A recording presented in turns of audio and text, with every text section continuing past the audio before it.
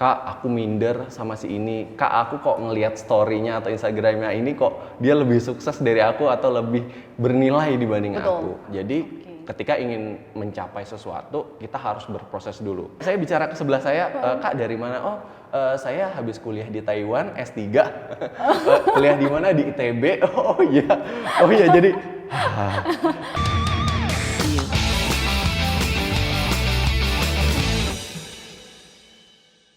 Hai Tribuners, seperti yang kita ketahui ya, sebagai anak muda nih, kita tuh dituntut untuk terus produktif, mengembangkan segala hal yang ada pada diri kita dan juga potensi tentunya ada pada diri kita nih Tribuners. Nah tapi nggak jarang tuh ya, kalau misalnya ketakutan dan rasa rendah diri tuh menyeruak secara tiba-tiba dan akhirnya membuat kita tuh justru jadi merasa down, alih-alih mengembangkan diri dan potensi yang kita punya. Makanya nih kalau misalnya kalian sering baca ya Tribuners ya terkait dengan self-development, sering banget pasti menemukan istilah quarter life crisis Tribuners ya. Nah karena ternyata memang Tribuners krisis atau fase itu tuh ada di setiap orang. Nah Tribuners. Nah jika saat ini nih kalau misalnya merasakan kondisi yang sama, nah kebetulan ya di Obsesif kali ini kita sudah menghadirkan seorang bintang tamu yang tentunya inspiratif ya sesuai dengan nama dari acara atau program kita Tribuners, yaitu Kak Yoga Pratama. Nah di mana Kak Yoga Pratama ini sendiri bisa dikatakan sebagai seorang influencer yang khusus atau giat menyuarakan terkait dengan self development. Nah, tanpa berlama-lama lagi Tribuners, kita langsung ngobrol dengan Kak Yoga. Halo Kak Yoga, selamat siang menjelang sore.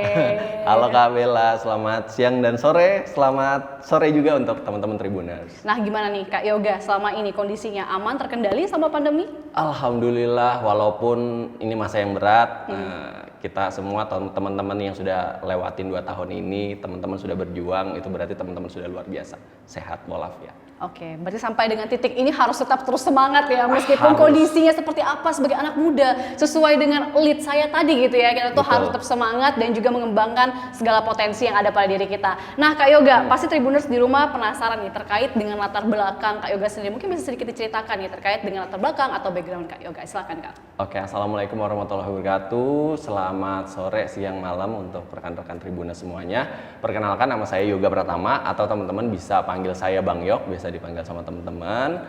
Bisa juga cek di Instagram @yokpratam. Sekarang sibuk menjadi self development atau concern menjadi self development content creator dan juga aktivis anak muda khususnya di bidang lingkungan dan energi terbarukan. Dan sekarang juga bekerja sambil ngejalanin side hustle, ada usaha kuliner dan juga foundation di Pratama Foundation. Oke, Kak Yoga, tadi Kakak udah sempat mengenalkan diri sebagai seorang content creator yang khusus menyuarakan terkait dengan self development anak muda sendiri. Nah, mungkin satu hal yang membuat saya penasaran sebenarnya, sejak kapan sih Kakak itu concern terkait dengan ide atau isu dari self development itu sendiri, Kak? Ya, kalau di pengembangan diri tentunya anak muda itu pasti sudah ngerasain sejak SMA, bahkan kalau roman-romannya sudah lulus SMA itu pasti ngerasain banget, Kak, aku minder sama si ini. Kak, aku kok ngelihat story-nya atau Instagram-nya ini kok dia lebih sukses dari aku atau lebih bernilai dibanding aku. Nah, dari situ berdasarkan pengalaman Bang Yok dulu itu udah ikut komunitas sejak 2012 akhir sampai saat ini. Jadi perjalanan ikut komunitas, organisasi event, ketemu relasi dari berbagai macam perspektif, berbagai macam elemen. Ikut konferensi, dari situ oh ternyata anak-anak muda juga perlu untuk bisa mengembangkan diri ini. Nah dari situ kenapa nggak pengembangan diri ini aku bagiin ke teman-teman lewat konten di Instagram maupun di YouTube dan lain sebagainya, supaya teman-teman lain juga merasa bahwa setiap orang itu memiliki kelebihan dan kekuatannya masing-masing, bahkan memiliki nilai yang bisa diperjuangkan dan bisa membantu dan berbagi ke banyak orang. Oke, berarti terkait dengan self development tersendiri Tribuners ya, seorang yang sorry to say berani mengklaim dirinya sebagai content creator self development gitu ya, seperti Kak Yoga ini, all due respect ya Kak ya, pasti ada prestasi di belakangnya kemudian menjadi latar belakang Kak Yoga sendiri akhirnya bisa berani bilang atau berani membagikan pengalaman ini ke orang lain. Kira-kira bisa ceritakan sedikit nggak Kak terkait dengan prestasi atau hal-hal yang sudah Kak capai ini sebelumnya? Thank you Kak Bella. Ini kalau saya pertanyaan ini juga jawabnya gimana ya, agak grogi, tapi selalu ingat bahwa teman-teman memiliki kelebihan dan kekurangan masing-masing. Alhamdulillah dari sekian panjang proses dari saya usia 16 tahun sampai sekarang 25 tahun lebih sedikit loh. Nggak mau dibuat 26 tahun. Sudah ngelewatin berbagai macam proses pada saat di 2016, 2017 dulu pernah menjadi koordinator kota dari Earth Hour Indonesia Balikpapan, salah satu komunitas berbasis di Balikpapan yang concern di lingkungan hidup dan energi terbarukan. Dan juga di 2018 menjadi perwakilan dari Indonesia dan juga Kementerian SDM sebagai internasional dari Indonesian Youth Ambassador untuk Paris Prancis atau Duta Muda Indonesia untuk Paris. Kita konferensi ada 2 pas itu di 2017 itu di JCC atau Jakarta International Clean Energy Forum, presentasi tentang project pengembangan anak muda dan juga energi terbarukan. Dan di 2018 kita ke International Energy Agency Forum Paris Prancis untuk koordinasi bersama dengan IEA atau International Energy Agency di Paris tentang Southeast Asian Outlook di bidang lingkungan dan energi terbarukan dan juga anak mudanya. Dan sampai saat ini alhamdulillah dipercaya juga jadi koordinator utama atau ketua dari Forum Duta Wisata Balikpapan sambil juga ngejalanin Pratama Foundation atau Yayasan Anak Muda Pratama Foundation. Wah, luar biasa Tribuners. Saya di umur segitu tuh masih rajin-rajinnya belanja cilok gitu ya. Sedangkan Kak Yoga udah kemana-mana gitu. Oke, sebenarnya prestasi ini bukan sesuatu yang kita gunakan untuk menyombongkan diri sebenarnya, tapi justru untuk motivasi orang lain untuk melakukan hal serupa. Nah, Kak Yoga, satu pertanyaan mungkin ya buat Tribuners, tentu saja saya penasaran terkait dengan prestasi Kak Yoga selama ini nih, kan itu di bawah usia 25 tahun pastinya kan. Nah, Kak Yoga sendiri pernah nggak sih ngerasa kayak down dan merasa jadi kayak kecil, ciut banget gitu sebelum menghadapi menghadapi semua itulah yang kemarin itu, segala prestasi yang sudah Kak capai. Kak sendiri kira-kira pernah nggak sih merasa rendah diri atau kecil hati, dan kira-kira kalaupun seandainya pernah nih, hal apa saja yang Kak Yoga lakukan untuk mengusir semua pikiran negatif itu? Ya, itu tentunya wajar dan pasti pernah. Aku juga pernah ngerasain itu, apalagi pas zaman-zaman habis lulus sekolah ngelihat temen, ih gila dia sudah dapat kerjaan, ih keren dia sudah masuk universitas ternama, keren banget dia sudah bisa wakil Indonesia. Pas itu saya lihat di circle pertemanan saya itu dia sudah ikut konferensi internasional Kak Bel. Jadi nggak cuma di Indonesia aja tapi sudah di luar negeri. Tapi dari situ saya buat, kok dia bisa tapi saya nggak bisa. Dari situ saya breakdown lagi, oh ternyata dia orangnya suka berorganisasi, suka berkomunitas, lalu dia juga sudah buat project dan sudah punya tujuan, life goals-nya dalam hidup. Nah, dari situ saya juga mulailah, jadi ketika ingin mencapai sesuatu, kita harus berproses dulu. Karena mie instan aja itu butuh proses 5 menit, nggak ada yang semudah membalikkan telapak tangan. Jadi untuk mencapai tujuan pada saat itu saya pengen banget untuk wakilin Indonesia ke level internasional tuh Kak. Nah dari situ ternyata dia sudah punya background ini, sudah punya proses ini. Saya ikut komunitas, organisasi, conference, forum-forum, dan alhamdulillah pas itu tercapai juga. Nah itu juga yang mendasari pada saat itu kebanyakan anak-anak muda khususnya yang ada di Indonesia kebanyakan direpresentasikan oleh anak-anak muda dari Jawa. Jawa, betul. Jakarta dan lain-lain. Anak-anak muda Kalimantan yang mana? Betul. Padahal saya lihat di sini anak-anak muda Kalimantan itu punya prestasi yang juga keren-keren banget. Dari situ yang mendasari juga buat Pratama Foundation pas itu. Jadi yayasan pertama untuk mengembangkan anak muda khususnya di Balikpapan dan Kalimantan Timur untuk maju nih ke level internasional. Di 2017 kita juga bareng kerjasama sama Earth Hour Balikpapan berangkatin satu anak muda. Setelah melewati berbagai macam seleksi, kita berangkatin dia ke WWF Forum, salah satu forum yang membahas tentang sustainability dan juga lingkungan hidup. Alhamdulillah itu. Jadi kalau mengurangi insekuritas kita, kalau menurut saya, kalau misalnya teman-teman ngelihat kayak di Instagram, dia lebih keren, mutein aja dulu. Mutein kalau memang teman-teman belum bisa mencapai motivasi di level tertentu. Setuju. Di-mutein aja, di-unfollow itu tergantung teman-teman ya. Berarti Kak juga pernah? Pernah sekali. Soalnya jujur aja ya Kak, kalau misalnya ketika kita nggak mungkin kalau anak muda tiap hari itu nggak ngelihat sosial media. Betul. Pasti ada aja. Kalau kita ngelihat sosial media ini scroll terus, lama-lama kita itu kayak ya makin rendah diri artinya. Ya lebih baik kita mute aja, jadi kita hilangkan circle yang membuat hati kita atau pikiran kita itu negatif. Banyak kumpulkan positivity sebanyak-banyaknya dengan cara apa? Baca buku, ikut organisasi, belajar, kumpulin support system. Kenapa support system itu penting? Karena bagi saya kalau teman-teman ingin memotivasi diri teman-teman, teman-teman juga harus punya circle yang bagus. Betul. Kalau teman-teman mungkin ada beberapa orang yang bisa memotivasi dirinya sendiri. Tapi kebanyakan teman-teman perlu support system itu sendiri untuk mengajarkan, untuk belajar, untuk mengkritisi diri teman-teman sendiri agar lebih baik, bahkan mencapai tujuan teman-teman masing-masing. Oke, ini Kak Yoga sempat mention ya soal support system. Ini benar-benar sesuai banget ya dengan pertanyaan saya selanjutnya. Menyinggung terkait dengan support system. Tadi sudah Kak Yoga ungkapkan bahwa bisa saya simpulkan ya, memang Kak Yoga itu memiliki support system yang oke, lingkungan circle yang oke, sehingga Kak Yoga pun bisa memotivasi diri sendiri nih untuk mengembangkan diri. Nah, terkait dengan support system atau lingkungan Kak, kira-kira Kak Yoga sendiri bagaimana sih cara memilih orang-orang nih yang berada di lingkungan Kak Yoga supaya Kak Yoga itu tetap ada di antara orang-orang yang memang memiliki positive vibes yang kemudian bisa membantu Kak Yoga untuk mengembangkan diri sendiri. Silakan Kak. Wah, ini bagus banget pertanyaannya Kak Bella. Tapi prinsip saya yang pertama adalah nggak pernah pilih-pilih teman.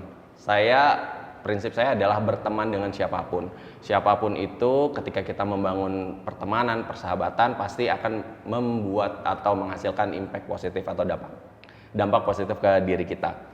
Nah, kalau untuk memilih circle, teman-teman yang tentunya sudah sering berkomunitas atau berorganisasi, sering membuat event, pasti juga nanti ada kalanya teman yang benar-benar kerja ketika membuat suatu kegiatan sosial, ada teman-teman yang ya cuma sebagai pendukung saja. Nah, teman-teman bisa melihat dari situ, oh ternyata si A ini ngebantu aku banget, dan kalau kita lihat ketika kita ngelakuin program volunteering, oh ini keren banget dia, aku pengen belajar sama dia. Jadi teman-teman yang menentukan circle itu ketika teman-teman sudah masuk ke dalam kegiatan sosial atau kegiatan yang ingin teman-teman tekuni.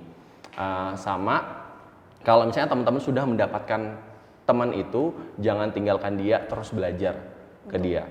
Sama saya selalu berprinsip kalau ingin membuat support system yang baik itu ada 3 jenisnya. Apa itu? Yang pertama itu kita harus mencari mentor. Jadi ketika kita ingin mencapai sesuatu yang belum pernah kita rasakan, kita bisa sharing ke mentor. Jadi kalau saya itu punya mentor dulu namanya Kak Ricky Sonjaya, sampai sekarang dia itu Chief Operational Director-nya dari PT Young on Top Indonesia. Dia juga yang ngajarin saya tentang bisnis dan lain sebagainya. Karena dia sudah pinter ngelola keuangan, bisnis, jadi saya belajar sama dia.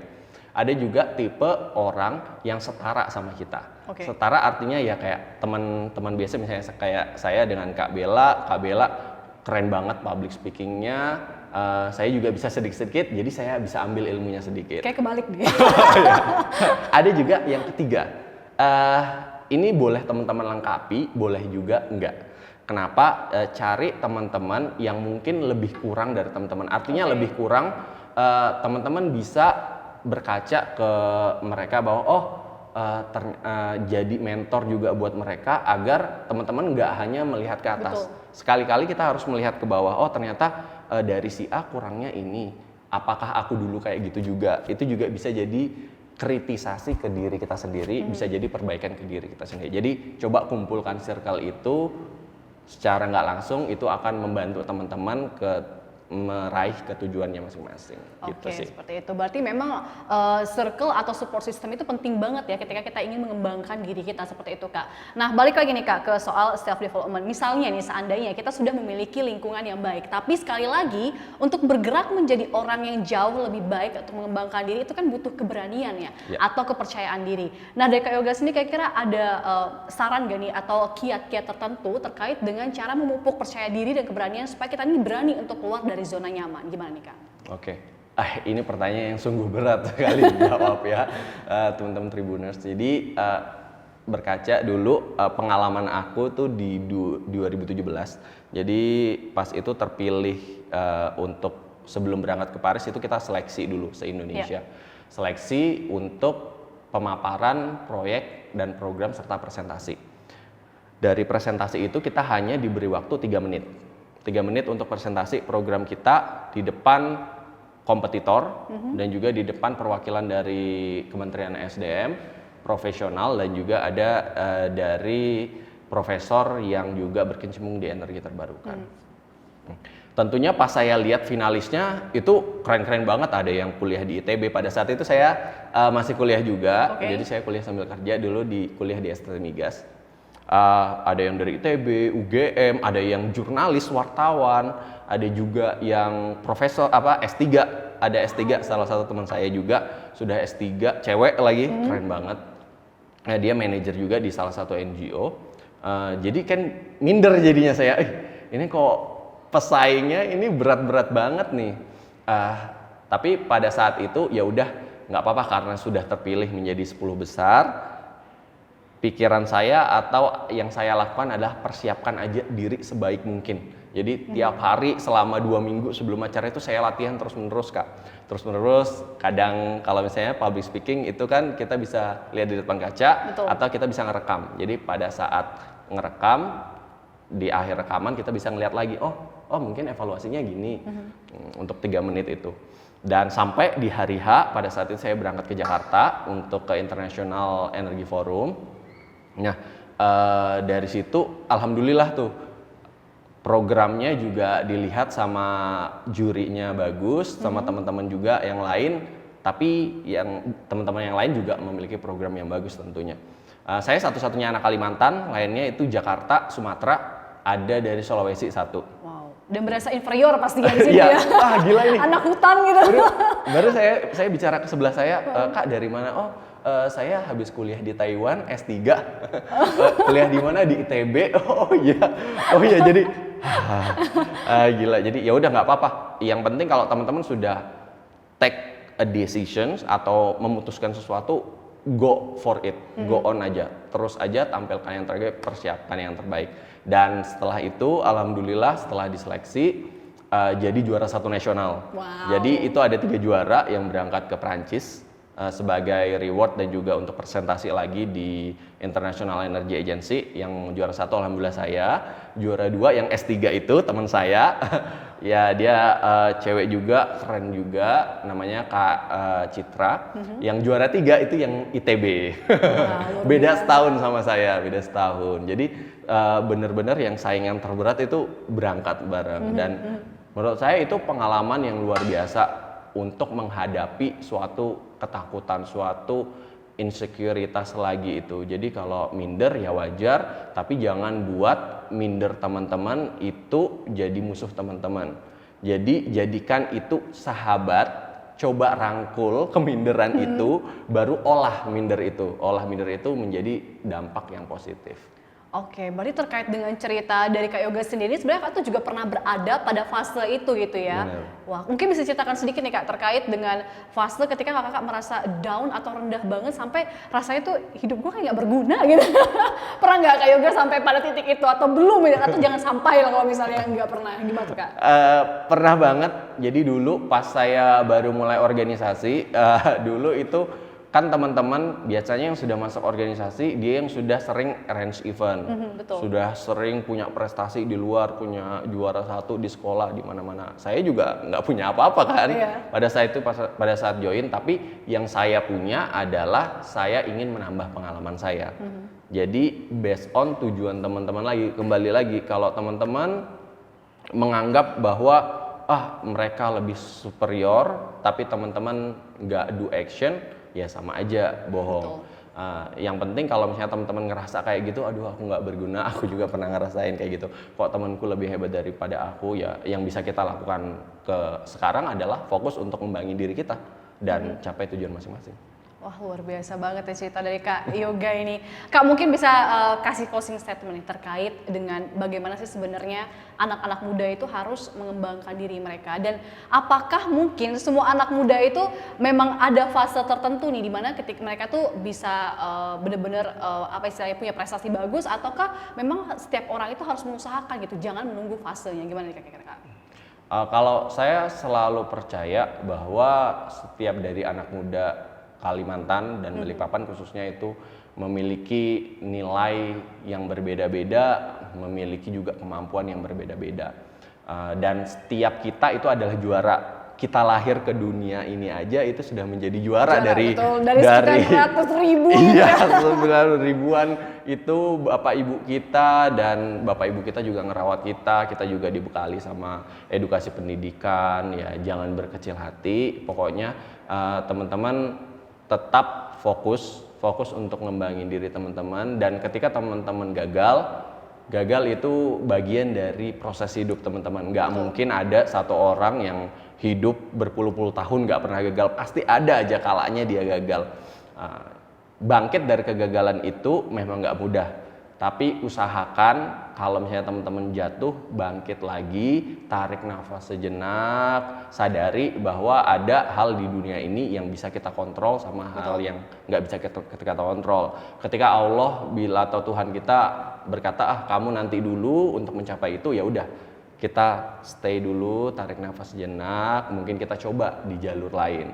Nah, jadi intinya adalah menghadapi kegagalan adalah proses dari dalam hidup kita. Teman-teman jangan berkecil hati, pokoknya fokus aja ke diri teman-teman, fokus ngembangin diri teman-teman. Ada setiap orang itu ada masanya, nggak harus kayak di Instagram di umur 20 tahun ya, saya betul. sudah mencapai 1 miliar pertama. Wah, di usia 17 tahun saya sudah bisa konferensi ke luar negeri. Ya, mungkin itu rezekinya dia, rezekinya kita kan mungkin di usia 30 tahun kita punya keluarga yang bahagia, punya pekerjaan tetap, ataupun di umur 25 tahun kita bisa jadi influencer atau bisa bekerja di sosial media. Anak muda itu menurut saya sudah pencapaian sendiri. Jadi jangan samakan pencapaian teman-teman dengan pencapaian orang lain, karena itu totally different, sangat berbeda. Mereka mungkin startnya sudah bagus, mereka sudah punya edukasi yang mantep, mereka sudah punya warisan mungkin yang mantep, jadi mereka lebih settle. Kalau kita mungkin teman-teman ada yang berjuang dari bawah, ada yang bapak ibunya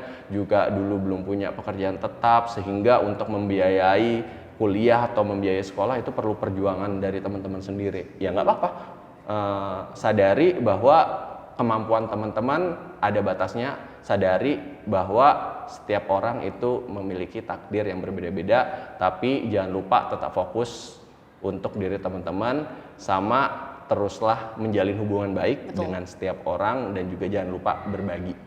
Oke, berarti memang bisa saya simpulkan setiap orang itu punya fase tertentu dalam kehidupannya. Nah, tapi sambil menunggu momen itu nggak salah juga untuk kita terus mengembangkan diri gitu ya Kak ya. Karena saya percaya banget nih Kak Yoga bahwa kesuksesan itu adalah ketika momentum dan kemampuan bertemu. Terima kasih. Ada banget. satu lagi Apa tambahan yang saya pelajari adalah kesuksesan adalah gabungan konsistensi dan juga kerja keras. Karena kadang ada orang yang punya bakat, mungkin kita lihat gila dia berbakat banget, belum tentu dia sukses. Tapi kalau saya baca ada judul buku self development, judulnya itu grit atau upaya keras, bahwa menurut penelitian bahwa kesuksesan itu adalah gabungan antara konsistensi dan kerja keras kita. Jadi jangan minder kalau mereka sudah punya yang lebih dari kita, yang penting kita konsisten aja, terus fokus. Oke. Wah, luar biasa. Tos Kak, untuk hidup yang lebih baik dan menolak tua gitu ya, anak muda yang terus mengembangkan diri dan menolak tua gitu. Siap. Oke, terima kasih Kak Yoga untuk kesempatannya sudah ngobrol bareng kita pada siang atau menjelang sore hari ini. Dan Tribuners jangan lupa untuk saksikan Obsesif, yang lain tentu saja kita akan mendatangkan berbagai narasumber nih ya, yang tentu saja akan menginspirasi kita semua. Terima kasih sekali Kak Yoga. Untuk itu Tribuners, saya Bea Evangelista dan juga Yoga Pratama. Pamit undur diri dulu dan sampai jumpa. Bye. Bye.